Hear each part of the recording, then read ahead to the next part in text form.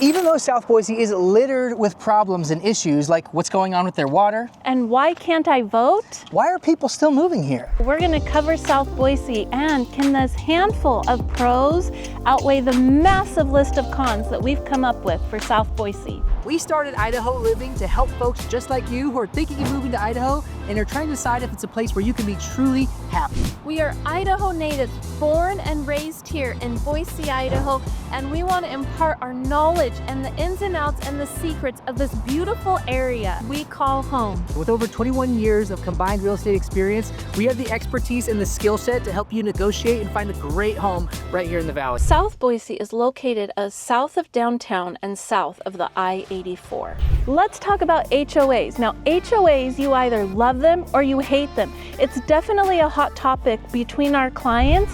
They want to know, does this area have HOAs? Does it not? And what are the restrictions and the pros and the cons? Yeah, absolutely. In South Boise, it's pretty rare to find HOAs out here, especially if you're looking for a property that's like a half acre or more. But they're absolutely asking those questions because if you're coming from a state that does have prevalent HOAs and maybe the restrictions are kind of outrageous or the oversight, it's really refreshing to live in an area where you might be able to have chickens or goats or cows or something and not have to ask permission.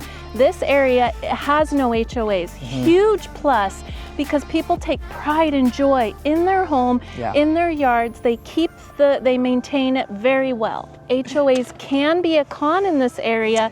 We're headed there next. So there's the positive side of having an HOA. Now, this is a neighborhood in South Boise as well that does not have an HOA, but it highlights the more negative side of not having an HOA and not having that oversight.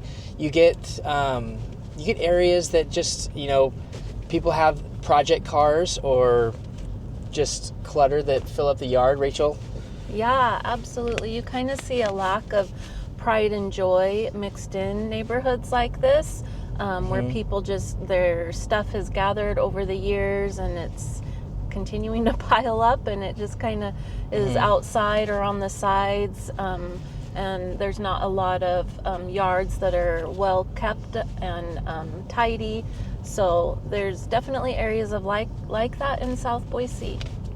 Yeah, but on the other side of the coin, I have family that would argue that, it's my property. I want to use it how I like. I want to use it in a way that best suits me. And I think that's totally fine. If that's something you're looking for, this would be a great neighborhood. But if you're the type of person that, you want your neighbor's property to look nice, because then it helps your property to look nice as well. This probably wouldn't be the best neighborhood for you, but it really just depends on what you're looking for and what you intend to use your property for. Did you know that in Idaho, you can be in two places at once? Currently, I've got my left foot in Boise and my right foot in Meridian. So I'm in Meridian. What's going on here, Rachel? Yeah, so we wanted to give you guys an example of the moratorium that is here in South Boise and South Meridian. And as Cameron stated, over here we have a subdivision that is in the Boise city, and it was built in the early 90s. Over here, we have a subdivision in Meridian that was built just a few years ago. And the reason for that is this land was all underdeveloped here in South Boise, and because it could not get annexed into the city of Boise for utilities such as sewer, the city of Meridian annexed it into Meridian and was able to develop it.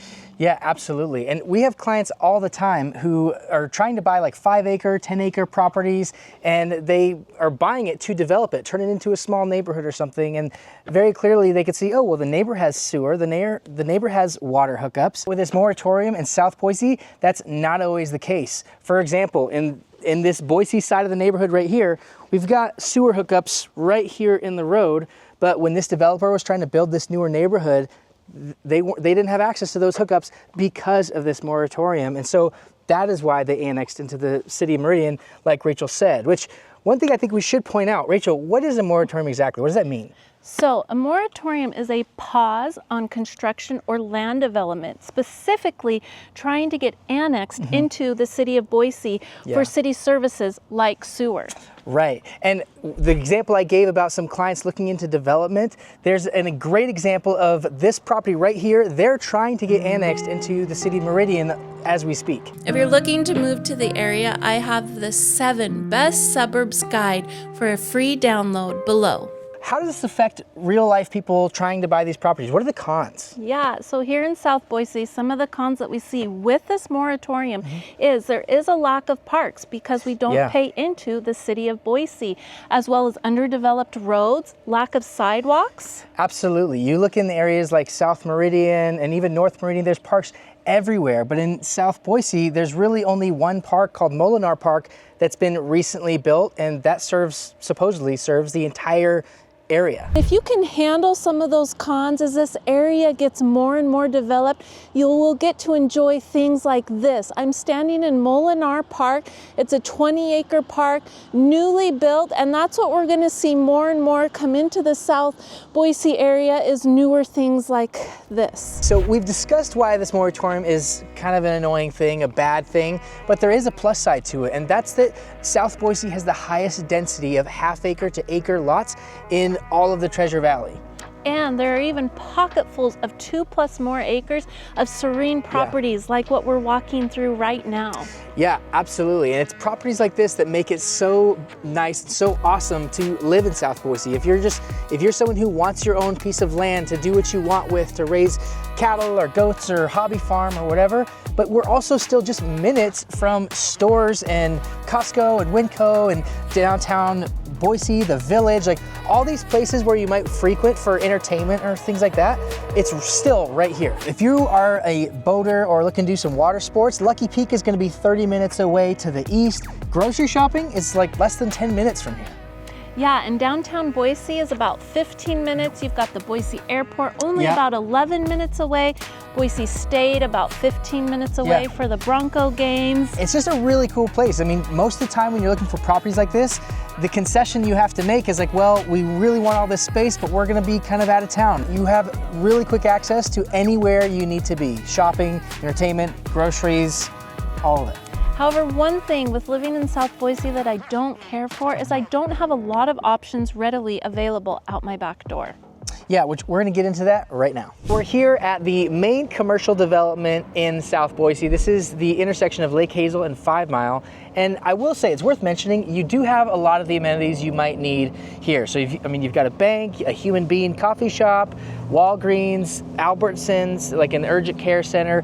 A couple of years ago, they put in a McDonald's. We've got the local library behind us. I mean, those are all pretty essential things that it's nice to have close by, but it doesn't cover everything. Yeah, so if you want any specialty stores or more options for grocery shopping, it's just not readily available here. There is another strip north of Overland where you will have a Fred Meyer's and you can find a Walmart, but you know, it is about another 10-minute drive. So convenience-wise of getting to different places in the area is just suitable for my family and I. We can get on the freeway very quickly. We can get to Meridian, Nampa, East Boise very quickly. We have options. There's the back roads we can always take, or hopping on the freeway depending on the time of day, what roads are more clear. There is a lack of bike lanes in South Boise. The newer developing parts are trying to add those in, but just be mindful, it's not a bike-friendly area. And fiber optics are not available in all areas of South Boise currently, so that's something to be mindful of. Rachel, speaking of bike lanes, there's a lot of goat heads out here in South Boise. Yeah. I mean, so that's just something you need to be prepared for. I mean, growing up here, that was just something you deal with. You always have a couple extra tubes or slime in your tires. So just be mindful, be prepared for that. Also, cheatgrass can be a problem. I've got a long-haired Samoyed dog, and she's constantly getting like cheatgrass stuck in between her toes, and I know that can be pretty harmful to them if you don't realize. So if you've got a dog with long hair, even if it's just even not long hair, just make sure to check in between their toes if they're running through fields and stuff, because that can be an issue. Here in South Boise, if not owning a lot of land, half-acre or more is just not your thing, and you want the more normal subdivision lifestyle with a 1/4 acre of less, there are those subdivisions sprinkled throughout South Boise, like we're walking in now. Yeah, absolutely. Before the moratorium, there was plenty of development going on, so you have a lot of neighborhoods and really cool, unique places to live, like where we are right now. We're just right next to Boise Ranch Golf Course, which is a public golf course here in South Boise, 18 holes, really awesome course, one of my favorites, honestly. And this neighborhood is just built within that. So if golf course living is something you want to have, this would be a great neighborhood for you. There's also another one just a few miles east of here called Indian Lakes Golf Course. That's a 9-hole golf course, and that neighborhood was built in the 70s, but it's also a great option if you're looking for golf course living. There is also Falcon Crest just a few miles south of here, as well as Top Golf just down the road by the freeway off Overland. And I know earlier I said Boise Ranch was one of my favorites, but Rachel just mentioned Falcon Crest, and that place is so good. I love playing Falcon Crest. We got to talk about the elephant in the room, and that's just that there's a lack of schools serving the South Boise area, which there's 2 school districts that encompass South Boise, right? Yes, so you have West Ada and then you have the Boise School District. There's a total of 5 elementary schools that service that area. There's Amity, Hillsdale, Lake Hazel, Maple Grove Elementary, and Pepper Ridge Elementary. Those are all the elementary schools. There's 3 junior highs in this area. You have Lake Hazel, Lewis and Clark, and West. High schools, you really only have 2, that being Bora and Mountain View. There is a small sliver in South Boise that will feed into Centennial, but it's a very small sliver, so the majority of Southwest Boise students do have to go to Bora or Mountain View. One thing to be aware of is that a lot of these homes people have lived in for a long, long time, and so when they do decide to sell, it's usually because there's like maybe they're empty nesters, they're downsizing, or someone has passed away and they're selling the estate. So all that being said, the homes don't really come up for sale very often. On the other side of that coin too, there's typically not a lot of like younger families because these homes have been owned for so long. Where we live, especially on the street that we live, there is, I mean, the majority of our neighbors are older. They've lived there for years, like that was their kind of forever home. So Right. They're getting up there in age, and there are a couple families that have kids, but you know, that's 3 out of 20 plus homes that have families. So Right. definitely see that. I think you see a lot of families within the newer subdivisions Right. that are sprinkled throughout. And there are South plenty of Boise. them, right? Like there's plenty of options for people to move into, like what we call normal, I guess. Now let's talk about water in South Boise. And one of the topics that we need to cover are wells in South Boise.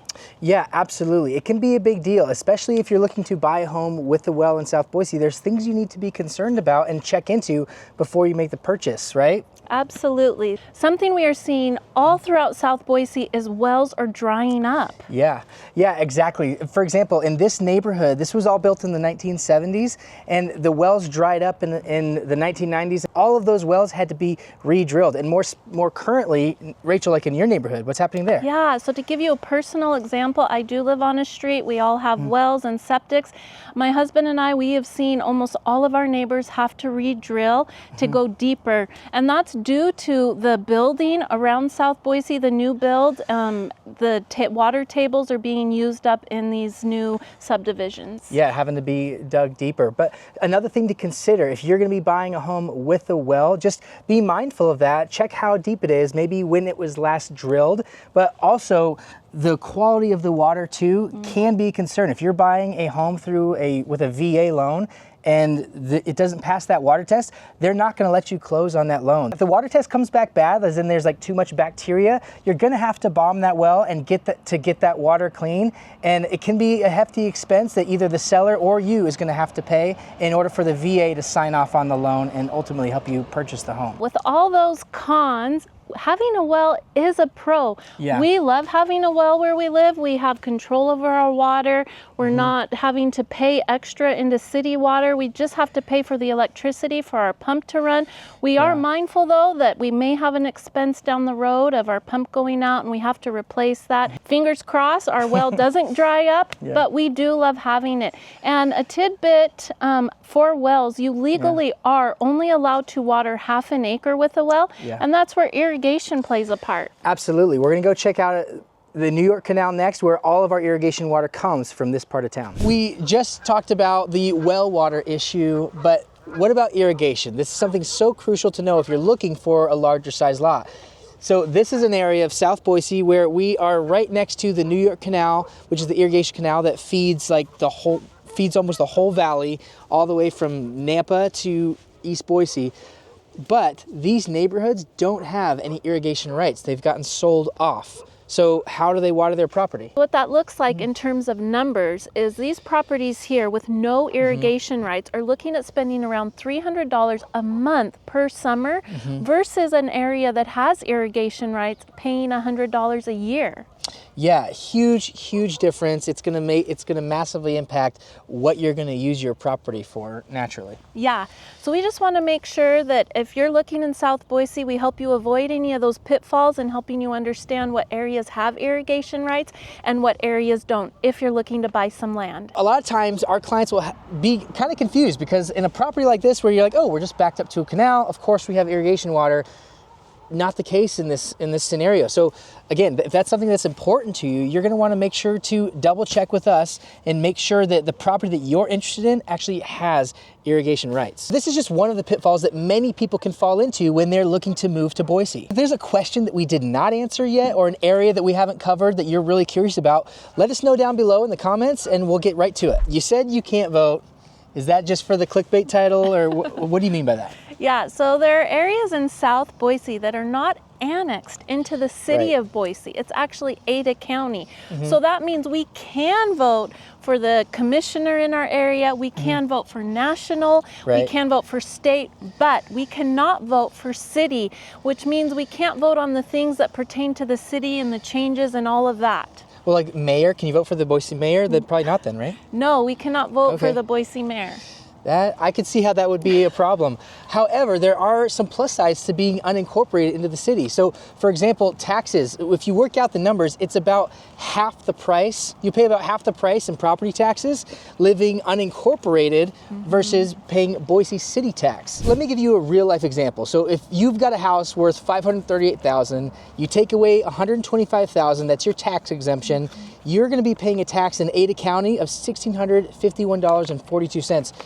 That very same home in Boise is going to be $3,747.70. Now, I'm not a mathematician, but I would rather pay the Ada County property taxes versus the Boise city taxes. Yeah, so that's definitely a plus to living in South Boise in the unannexed part. Another pro of that is you do pay into a pest extermination. So if you have any pests that arise, mice or gophers, you can have them come out and they'll take care of it because you've already paid for it. That's pretty sweet. Yeah, especially since a lot of these areas have land, those can be an issue from at times. Another downside of South Boise is going to be the air traffic. So we mentioned earlier, it's nice when you're really close to the airport, especially if your job requires you to fly out frequently.